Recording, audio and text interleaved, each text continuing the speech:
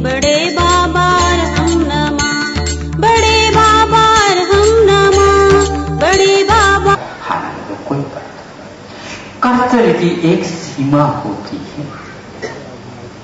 नाती पोते आदि आदि हो जाएं और दादाजी को नाती की भी चिंता करें और नाती के नाती होने के उपरांत भी दादाजी चिंता करते रहें, नाड़ हिलाते हुए, हमें कोई यह ड्यूटी की या कर्तव्य की परिधि मुझे तो समझ में नहीं आता। आप लोगों को आया कहा? बोलो, नहीं आ रहा? बहुत अच्छी बात है। मतलब सोच रहे हैं आप? सोच रहे हैं?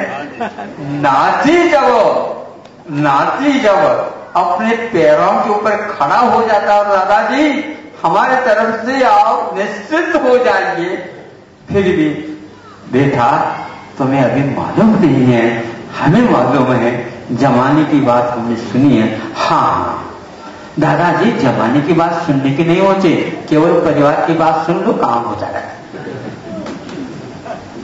ये पूरा का पूरा दिन हो चुका है और आज सुनते हैं कि 12 साल में भी थीसिस लिखने योग्य है।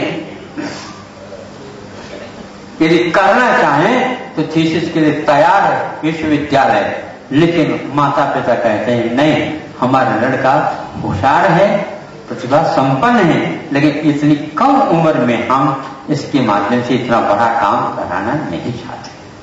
पक्की बात है, लेकिन जो 20-22 साल से ऊपर का है उसके लिए तो कर सकते हैं, उसमें कोई बाधा नहीं। यही यहां पर स्केल लगाना चाहिए और इस अनुमान से नहीं, प्रत्यक्ष बात है। इसके पास इतनी क्षमता आ गई कि वह अनेकों को और दिशा बोध दे सकती है।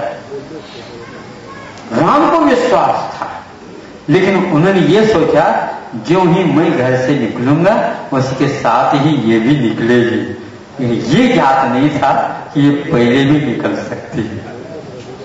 कभी कभी होता क्या है, स्पेशलाइजेशन जब होता है तो वह अलग प्रबंध चाहता है, नहीं समझे, तो उसके लिए अलग व्यवस्था होती है। तब तक तो बैठे रहो, और जो स्पेशलाइजेशन के बिना जो चलता है ना, उसके लिए ऑर्डिनरी में भी काम होता चला जाता और आगे हो जाता है।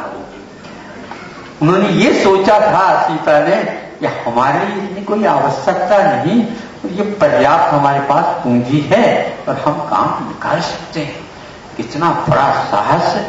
वो दंडक वन में भी घबराए नहीं और राम को भी बेचने में होना पड़ा, वहीं रहना पड़ा। दंडक वन में गए, हनुमान ने किया तो कुछ राहत मिली। राम को ध्यान रखना, राहत का काम जो कुछ भी राम के हिस्से में था वह सारा का सारा हनुमान ने निपटा दिया। यदि हनुमान नहीं होते बड़ा कठिन राम का जीवन। भूले भाले व्यक्ति का ऐसा ही होता है, नहीं समझे? ऐसा ही होता है।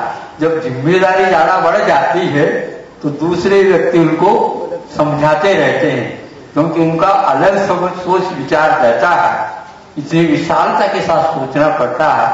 ऐसी स्थिति में कैसा व्यवहार, कैसा निश्चय, यह समय पर याद आना बहुत कठिन होता है। एक व्यवहार भी एक ऐसा व्यवहार है कि यह जो निश्चय को भुला देता है उसको मैं कभी भी व्यवहार नहीं करता, नहीं समझे?